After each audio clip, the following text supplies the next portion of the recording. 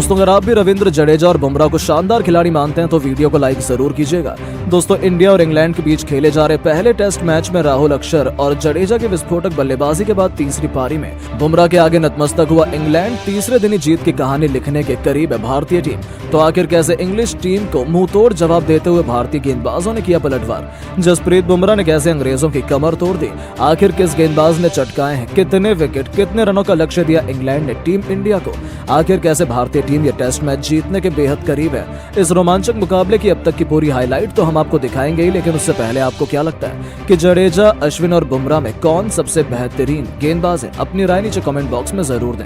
दोस्तों इंडिया और इंग्लैंड के बीच खेले जा रहे पहले टेस्ट मैच में तो टीम इंडिया ने पूरी तरीके से शिकंजा कसा हुआ है। पहली पारी में जहां पूरी की पूरी इंग्लैंड केवल 246 रनों पर ऑल आउट हुई थी, तो फिर उनके बनाए गए स्कोर का पीछा करते हुए जडेजा और अक्षर पटेल ने दूसरे दिन के अंत तक भारतीय टीम को 421 रनों तक पहुंचाकर उन्होंने भारत को इंग्लैंड पर 175 रनों की भारी भरकम बढ़त दिलवा दी थी। जहां अक्षर पटेल 5 चौकों और 1 छक्के की बदौलत 35 रन बनाकर उनका बखूबी साथ निभा रहे थे, तो वहीं रविंद्र जडेजा ने भी दूसरे दिन का खेल खत्म होने तक 81 रन ठोक डाले थे। इसके बाद तीसरे दिन की नई सुबह इंग्लैंड के गेंदबाज भारतीय बल्लेबाजों को जल्द से जल्द समेटने के इरादे से मैदान में उतरे थे, लेकिन भारतीय बल्लेबाज भी कमर कसकर आए थे। उन्होंने भी शुरुआत में कोई भी रिस्क लेना जरूरी नहीं समझा। जडेजा और अक्षर बेहद संभल कर बल्लेबाजी कर रहे थे। दिन के पहले 5 ओवर बीत गए थे और आपको जानकर हैरानी होगी कि दोनों बल्लेबाज मिलकर केवल 5 रन जोड़ पाए थे। साफ तौर पर दिख रहा था कि वो इंग्लैंड को विकेट देकर मैच में वापसी नहीं करने देना चाहते थे। 119 ओवर में जैक लीच की गेंद पर चीरते हुए ऐसा करारा चौका जड़ा जिस पर इंग्लैंड की तबाही लिखी हुई थी। अब तो उन्होंने एक छोर से आक्रमण करने का मन बना लिया था, तो केवल वही नहीं, जाते जाते ओवर की आखिरी गेंद पर कुछ इस अंदाज में उन्होंने एक और चौका बटोरकर ओवर की बाउंड्री के साथ खत्म किया था, जिसमें दोनों बल्लेबाजों ने मिलकर कुल 10 रन ठोक डाले। जडेजा अपने शतक के और करीब पहुंच चुके थे, लेकिन शायद उनके नसीब में सेंचुरी थी ही नहीं। पारी का 120वां ओवर लेकर आए जो रूट का तीसरी गेंद पर रविंद्र जडेजा फंस गए। गेंद सीधा जाकर उनके पैड पर लगी और एम्पायर की उंगली खड़ी हो गई। हालांकि जडेजा ने इस पर रिव्यू का इस्तेमाल किया, लेकिन उसका भी कुछ फायदा नहीं हुआ। एम्पायर्स कॉल के चलते थर्ड एम्पायर ने भी जडेजा को आउट दिया और ये बल्लेबाज 7 चौके और 2 छक्कों की बदौलत 87 रनों की बेहतरीन पारी खेलकर वापस लौटा, जिनके विकेट पर तो पूरे स्टेडियम में मायूसी थी। लेकिन दोस्तों ये तो कुछ भी नहीं था। उनके आउट होने के बाद बल्लेबाजी करने उतरे जसप्रीत बुमराह को रूट ने पहली गेंद पर चलता कर पूरे हिंदुस्तान में तहलका मचा दिया था।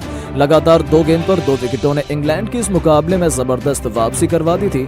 टीम इंडिया ने 436 रनों पर ही अपने 9 बल्लेबाजों को गवा दिया था। यहां तक कि इस स्कोर में 1 रन का भी इजाफा नहीं हुआ और अगले ओवर में ही रेहान अहमद ने अक्षर पटेल को भी क्लीन बोल्ड कर पूरी की पूरी इंडिया को केवल 436 रनों पर समेट दिया। जहां बिना एक भी रन जोड़े इंग्लैंड ने एक के बाद एक भारत के 3 बल्लेबाजों के विकेट चटकाए थे और टीम इंडिया इंग्लैंड पर केवल 190 रनों की लीड हासिल कर पाई थी।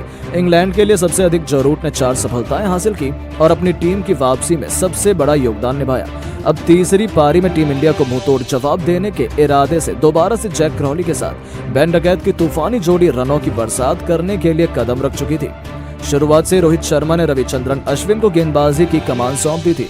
दूसरे ओवर में अश्विन ने विकेट चटकाने का एक मौका भी बनाया, लेकिन जैक क्रॉली ने अश्विन को मुंहतोड़ जवाब देते हुए एक बेहतरीन चौका जड़कर अपने इरादे जाहिर कर दिए थे।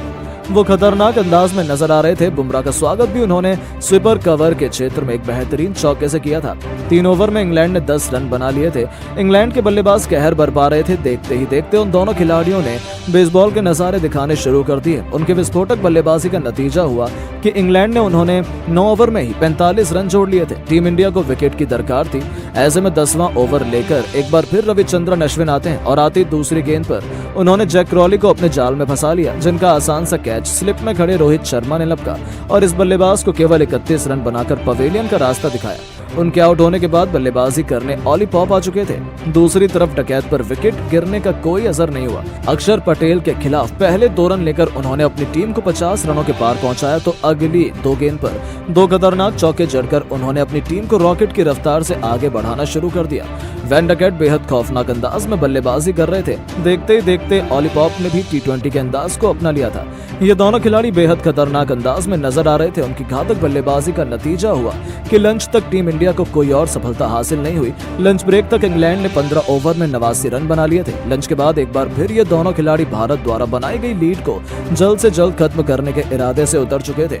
बुमराह के खिलाफ ऑली पॉप ने 2 रन जोड़कर डकैत के साथ अर्धशतकीय साझेदारी को अंजाम दिया, वो भी केवल 41 गेंद पर उनकी विस्फोटक बल्लेबाजी ने टीम इंडिया को मुश्किल में डाल दिया था। 18वें ओवर में ऑली पॉप ने 2 गेंद पर 2 चौके जड़कर अपनी टीम को 100 रनों के पार पहुंचाया। तो फिर पारी का 19वां ओवर लेकर आए बुमराह के खिलाफ डकैत ने 2 बॉल पर 2 चौके जड़कर इस गेंदबाज की हालत खराब कर दी थी, लेकिन बुमराह ने भी ईंट का जवाब पत्थर से दिया। ओवर की 5वीं गेंद पर बेन डकैत के तीनों विकेट उखाड़कर बुमराह ने इस बल्लेबाज के घमंड को चकनाचूर कर दिया था। उन्होंने न केवल दूसरी सफलता भारत को दिलाई, बल्कि डकैत उनकी कातिलाना गेंदबाजी के आगे 52 गेंद पर 47 रन बनाकर पवेलियन लौट गए। उनके आउट होने के बाद अब मैदान पर जॉ रूट कदम रख चुके थे, लेकिन बुमराह ने तो अब इंग्लैंड की कब्र खोदने का मन बना लिया था। 21वें ओवर में एक बार फिर से जब बुमराह आए तो इस बार उन्होंने इंग्लैंड के सबसे बड़े बल्लेबाज जॉ रूट का शिकार किया। जॉ रूट को एलबीडब्ल्यू कर बुमराह ने टीम इंडिया को लगातार तीसरी सफलता दिला दी थी, जहां रूट केवल 2 रन बनाकर पवेलियन की शोभा बढ़ाने लौट गए और इंग्लैंड की कमर बुमराह ने तोड़ दी थी। अब ऑली पॉप के साथ जॉनी बेयरस्टो पर अपनी टीम को संभालने की जिम्मेदारी आन पड़ी थी, लेकिन दोनों बल्लेबाजों के लिए रन बनाना आसान नहीं था। 26 ओवर में मुश्किल से इंग्लैंड केवल 131 रन बना पाई थी। वो अभी भी टीम इंडिया की बनाई गई लीड से 59 रन पीछे चल रहे थे, लेकिन जॉनी बेयरस्टो भी रविंद्र जडेजा की फिरकी का शिकार केवल 10 रन बनाकर हो गए। तो उनके आउट होने के बाद बल्लेबाजी करने उतरे कप्तान बेन स्टोक्स भी ज्यादा देर तक टिक नहीं पाए। रविचंद्रन अश्विन ने स्टोक्स का शिकार कर न केवल इंग्लैंड को 5वां झटका दिया, बल्कि उनकी आधी पारी को समेट दिया था, वो भी केवल 163 रनों के स्कोर पर। इसके बाद मैदान पर बेन फॉक्स और ऑली पॉप की जोड़ी मौजूद थी। इसी बीच पॉप ने अर्धशतक भी पूरा कर लिया था। टी ब्रेक तक उन्होंने अपनी टीम इंडिया को कोई और विकेट हासिल नहीं होने दिए। चाय तक इंग्लैंड ने 42 ओवर में 172 रन बना लिए थे। टी ब्रेक के बाद इन दोनों खिलाड़ियों ने बची कुछ लीड को खत्म करने के लिए एडी चोटी का जोर लगा दिया।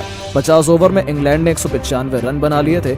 उन्होंने टीम इंडिया पर 5 रनों की जीत हासिल की थी और आखिरकार 48 ओवर में जडेजा के खिलाफ सिंगल लेकर उन्होंने टीम इंडिया की लीड को खत्म कर दिया था, जहां इंग्लैंड ने 48 ओवर में 191 रन बना लिए। अब इंग्लैंड ने भारत पर बढ़त बनाना शुरू कर दिया था। 54 ओवर में इंग्लैंड ने 211 रन बना लिए थे। ऑली पॉप अपने लाजवाब शतक के बेहद करीब थे, लेकिन भारतीय गेंदबाजों ने इंग्लैंड को बहुत बड़ी बढ़त हासिल नहीं होने दी। और अब तीसरे दिन का खेल खत्म होते होते टीम इंडिया एक आसान सी जीत की तरफ बढ़ चुकी है। लेकिन दोस्तों, अब आपको क्या लगता है कि टीम इंडिया की जीत के बाद राहुल जडेजा और बुमराह में किसे मैन ऑफ द मैच चुना जाना चाहिए? अपनी राय नीचे कमेंट बॉक्स में जरूर बताएं और ऐसी शानदार खबरों के लिए चैनल को सब्सक्राइब जरूर करें। धन्यवाद।